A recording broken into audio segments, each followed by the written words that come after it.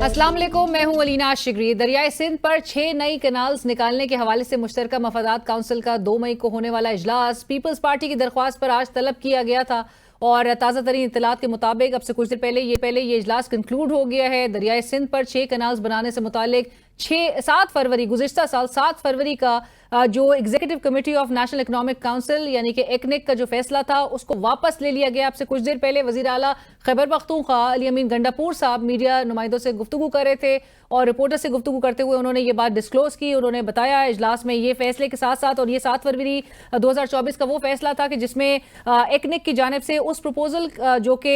Development of national irrigation network for green Pakistan initiative के हवाले से जो समरी थी, प्रपोजल था,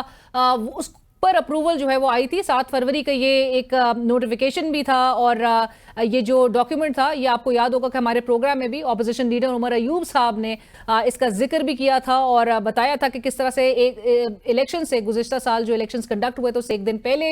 ये अप्रूवल दी गई थी। और इसके साथ साथ ही आज वज़ीर आला खैबर पख्तूनख्वा अली अमीन गंडापुर साहब अब से कुछ देर पहले बता रहे थे कि आज इजलास में सूबों को उनका हिस्सा, उनका हक देने के हवाले से बात हुई है और उन्होंने कहा कि किसी को ना हक खाने देंगे, ऐसा नहीं होने देंगे और कंसेंसस से मसाइल को हल करने की बात की गई है। लिहाजा अब से कुछ देर पहले ये गुफ्तगू कर रहे थे और इसकी मजीद डिटेल्स क्या सामने आती हैं वो भी लेट्स सी। बट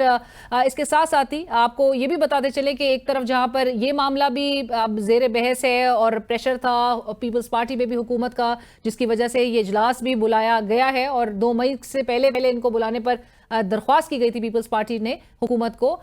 एक तरफ भारत की जानिब से भी पाकिस्तान के खिलाफ जारियत का आगाज जो कि पानी से किया गया है, वाटर वॉरफेयर एक लॉन्च कर दी गई है। एक तरफ जहां हम कानूनी तौर पर भारत को टफ टाइम भी दे सकते हैं। अटॉर्नी जनरल मंसूर अवान साहब मकामी मसरूफियात के बाइस आलमी अदालत इंसाफ जो है वो वहां पर नहीं जा सके और आज उनको रवाना होना था, वो मकामी मसरूफियात के बाइस नहीं जा सके। दूसरी तरफ हमें कौमी इत्तेहाद की जो सख्त ज़रूरत है एंड वी रियली होप कि आज के इजलास में ये चीज़ उस पर इत्तेफाक राय डेवलप हो सका हो। हुकूमती जमातें आमने सामने एक आपसी इख्तलाफ में मसरूफ नजर आई। सिंध के सूबाई वजीर बराए तवानाई नासिर हुसैन शाह साहब कहते हैं कि मुश्तरका मफादात काउंसिल में नहर मंसूबे के खात्मे का फैसला अगर ना तो हुकूमत से अलहदा हो जाएंगे। CCI की मीटिंग है और उसमें जो एक तरीक़ेकार है उसके बाद इसको मुकम्मल तौर पर ख़त्म कर दिया जाएगा कि अगर ये CCI में फिर कोई ऐसी बात आ जाती है 2 तारीख वाली में और कहें जी हमारे तो नंबर, तो हम गवर्नमेंट से अलहदा हो जाए। पहलगाम वाक़े के महज 5 मिनट के अंदर अंदर पाकिस्तान पर इल्जाम लगा देना अब पूरी दुनिया के सामने मजाक बनकर रह गया है। सरतोड़ कोशिशों के बावजूद अदम सबूत के बायस भारत पहलगाम वाक़े को पाकिस्तान के साथ जोड़ने में नाकाम नजर आता है। जंगी जुनून में मुब्तला नस्ल परस्त भारतीय वजीर आजम Narendra Modi false flag operation की आड़ में मजहबी मुनाफरत फैलाकर अपने सियासी मकासद हासिल करना चाहता है। भारतीय मीडिया मुकम्मल तौर पर हुकूमत के कंट्रोल में है। मकामी तौर पर भारतीय मेन स्ट्रीम मीडिया गोदी मीडिया के नाम से जाना जाता है। इसी गोदी मीडिया के जरिए फेक न्यूज फैलाकर बयानियां बनाने वाली भारतीय हुकूमत ने भारतीय मीडिया के झूठ का पोल खोलने के और जो जिस तरह से पोल खोले जा रहे थे पाकिस्तान में, पाकिस्तानी 16 के करीब उनके यूट्यूब चैनल्स अब उनके निशाने पर है। बैन कर दिया गया भारत की जाने से पाकिस्तान के 16 यूट्यूब चैनल्स को और ये अब जिस किस्म के अब ये डिजिटल वॉरफेयर की तरफ मामलात को लेकर भी जाना चाहते हैं। न्यूयॉर्क टाइम्स और मैं ये भी जरूर बल्कि मेंशन करती चलूं कि अब से कुछ देर पहले वजीर दिफा ख्वाजा आसिफ साहब ने भी ये अपने ट्विटर अपने एक्स अकाउंट पे पोस्ट किया कि उनका इंस्टाग्राम अकाउंट भी जो है वो बाकायदा तौर पे सस्पेंड किया गया है, टर्मिनेट किया गया है और वो इस वजह से वो कहते हैं कि ये भारत के इनिशिएटिव पे, भारत की दरख्वास्त पे ये किया गया है। इस किस्म की डिजिटल वॉरफेयर की तरफ जाना एक सर्जिकल स्ट्राइक इसको कंसिडर किया जाता है कि डिजिटल अब मीडिया फोरम्स और प्लेटफॉर्म जो है वो इनके निशाने पर है। न्यूयॉर्क टाइम्स ने लिखा है कि भारत पहलगाम वाक़े पर कोई सबूत बहरहाल तो फराम करने में नाकाम नजर आता है, मगर इसके बावजूद पाकिस्तान पर हमला करने के लिए भारत आलमी कुव्वतों से टैसिट अप्रूवल चाहता है। पाकिस्तान भी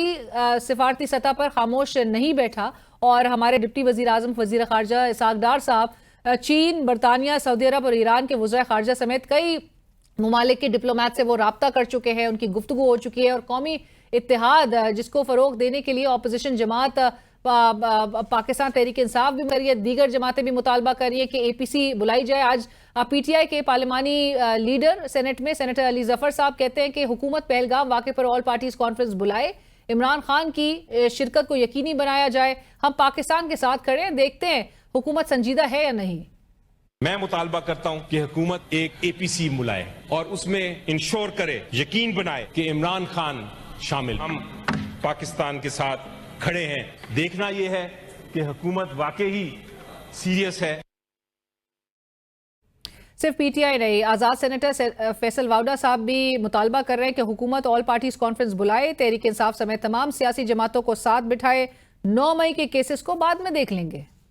मैंने 9 मई किया है, 10 मई किया है, 11 मई किया, आइन और कानून मेरे पास मौजूद है, वो उसको बाद में देख लेंगे। ये हमारे घर का मामला है। शहबाज शरीफ साहब के लिए एक बड़ा इंपॉर्टेंट लीडरशिप का, स्टेट्समैन का एक मौका है। ऑल पार्टीज कॉन्फ्रेंस बुलाएं कि हम तमाम पॉलिटिकल पार्टीज जो एकजा हैं समेत तहरीक इंसाफ, उनको एक जगह बिठाएं।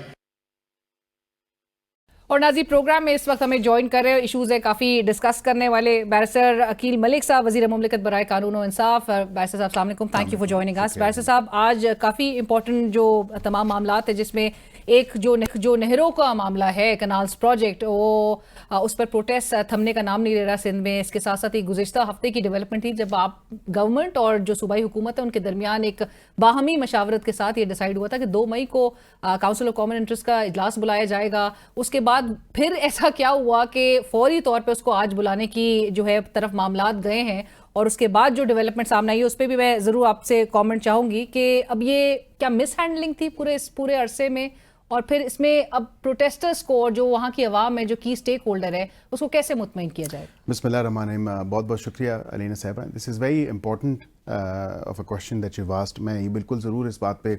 कहूँगा कि ये एक तो रिक्वेस्ट आई थी सिंध गवर्नमेंट की तरफ से कि इसको थोड़ा सा पहले ले आएँ और इसकी जो CCI की मीटिंग है वो पहले कर दें। और एंड ऑब्वियसली मुझे इसमें कोई आड़ नहीं है कहने में कि वहाँ पे प्रोटेस्ट जो स्टिल ऑन गोइंग है विद सर्टन वहाँ पे जो एरियाज़ हैं वहाँ पे स्टिल प्रोटेस्ट चल रही हैं। और कई दफ़ा तो बल्कि उन्होंने, हालांकि सिंध हुकूमत का ये फैसला था और आई एम श्योर कि सिंध हुकूमत जो है वो look after the interest of the entire province. ये फैसला सिंध हुकूमत का था जो आप कह रहे हैं, या आप उससे इस बात से तजवीज़ दे रहे हैं जो जरदारी साहब, सदर साहब की जो कॉन्सेंट इस मंसूबे को मिली थी? देखिए, मैं ये कहता हूँ सिंध हुकूमत की तरफ से रिक्वेस्ट आई है कि CCI की मीटिंग को आप पहले जो है वो ले आएँ, और बजाय इसके कि आप 2 तारीख करने के हवाले से कि 2 तारीख को अगर मीटिंग है और उसमें it's only a few days, 2-4 दिन ही रह गए हैं, लेकिन आई थिंक सिचुएशन वो प्रोटेस्ट के हवाले से इस तरह है कि that they had to request again. No, yes, of course with the new request कि उसको पहले ले आए तो वो and I think it's ज़्यादा बेहतर है कि ये पहले हो जाती। मैं तो तब से कह रहा हूँ कि कॉन्स्टिट्यूशनल रिक्वायरमेंट है CCI की मीटिंग हर 90 दिन बुलाने के बाद। आपकी हुकूमत थी, ये क्यों नहीं बुलाई जा रही थी इतने अरसे से? और अल्टीमेटली जो नजर आता है तमाम पूरे आवाम को कि जी प्रेशर था प्रोटेस्टर्स का पीपल्स पार्टी पे, प्रेशर था पीपल्स पार्टी का हुकूमत पे, और आप दोनों जमातों पे प्रेशर फिर किसका है? नहीं, देखिए, हमारे पे किसी का प्रेशर नहीं है, बिकॉज ऑब्वियसली हमारा एक आर्ग्यूमेंट है जो कि कई हमारे वज़रा ने, कई हमारे पार्टी के लोगों ने वो आर्ग्यूमेंट प्रेजेंट भी किया है कि what we think in our wisdom or in our wisdom what we thought, ये किसी सूबे के हक तलफी नहीं हो रही, किसी सूबे का पानी इस्तेमाल नहीं हो रहा, हम अपना ही पानी इस्तेमाल करेंगे, mostly to do with flood water की जो फ्लडिंग हो जाती है या दीगर उसमें है, तो हम फूड सिक्योरिटी, फूड सेफ्टी की तरफ वो जाए जा रहे हैं और हम अपना ही एरिया मेजॉरिटी जो है उसको फोकस किए हुए हैं। लेकिन तो यूनिलैटरली, लेकिन आप यूनिलैटरली कर रहे थे एंड पीपल्स पार्टी अपोज्ड। या नो, सो सिंध का एक अपना जो है वो मौकफ था सिंध की हुकूमत का, एंड आई थिंक मैंने यही कहा कि कंफ्यूजन प्रोसेस कर लिए, या वो हमें कन्विंस कर लेंगे या हम उनको कन्विंस कर लेंगे। अच्छी बात है, खुशाइन बात है, CCI का after delay of almost many months ये CCI का इजलास हमने बुला लिया और वो उसको पहले ब्रॉड फॉरवर्ड भी करके तो हमने आज की तारीख में, एंड इट्स पब्लिक और अब आप कैसे कन्विंस करेंगे